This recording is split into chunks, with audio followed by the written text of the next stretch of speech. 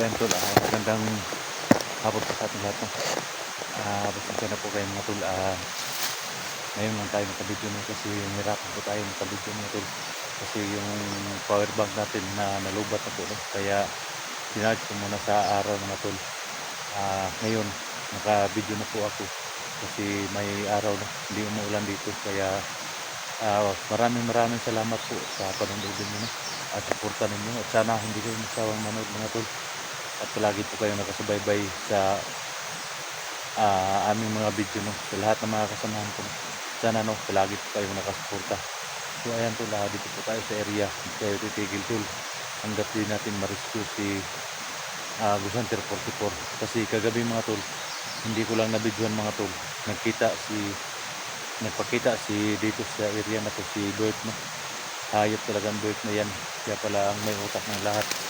Saka siya pala yung nagsabi kay Ayeng na ipatubo si 44 ng 20 kino. Si Bert pala ang nagutos kay Ayeng. Malaki pala yung sahod ni Bert kay Bosso. Kaya bumalik si Bert sa pagkabandido dahil sa pira no. Nasilaw siya sa pira. Binigyan daw siya ni Boss Jojo ng 50k taga buwan-buwan. Si Bert binigyan daw ni Boss Jojo, kaya pumasok si Bert sa pagkabandido. Hindi siya nag explore kasi mahina daw yung views niya. Pumasok na lang daw siya sa bandido no. Kaya ayan mga tol no, hindi tayo papayag mga tol na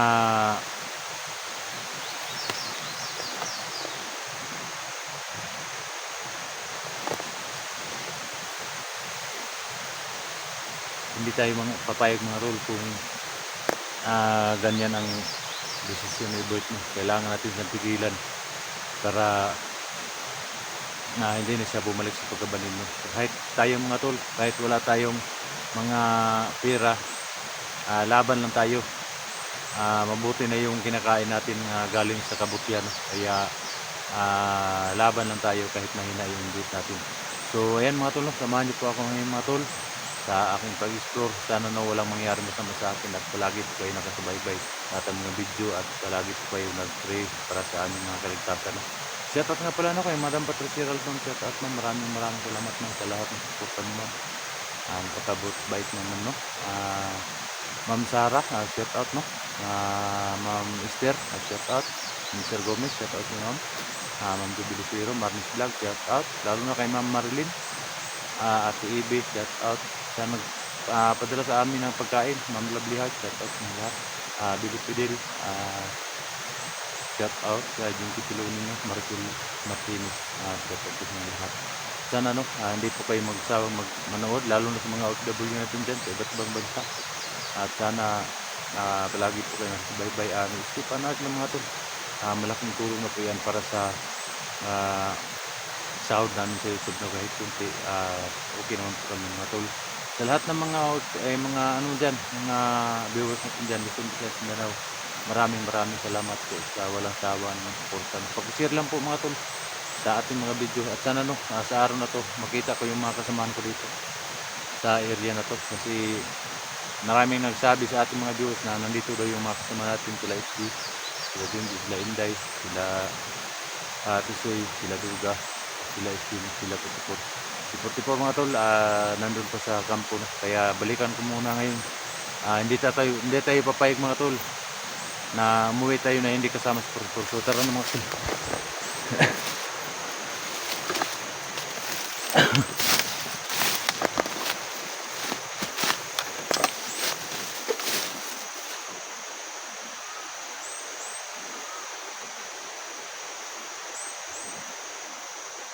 So yun to na malinaw yung area to.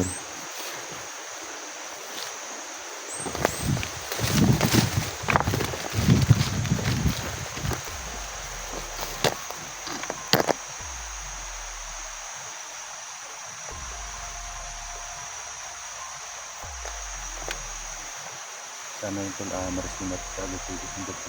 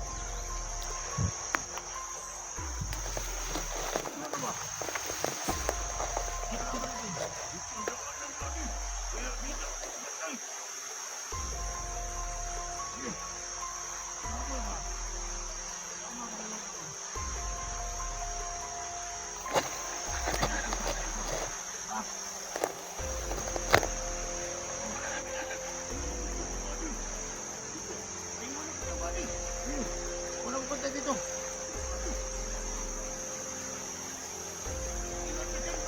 Sige.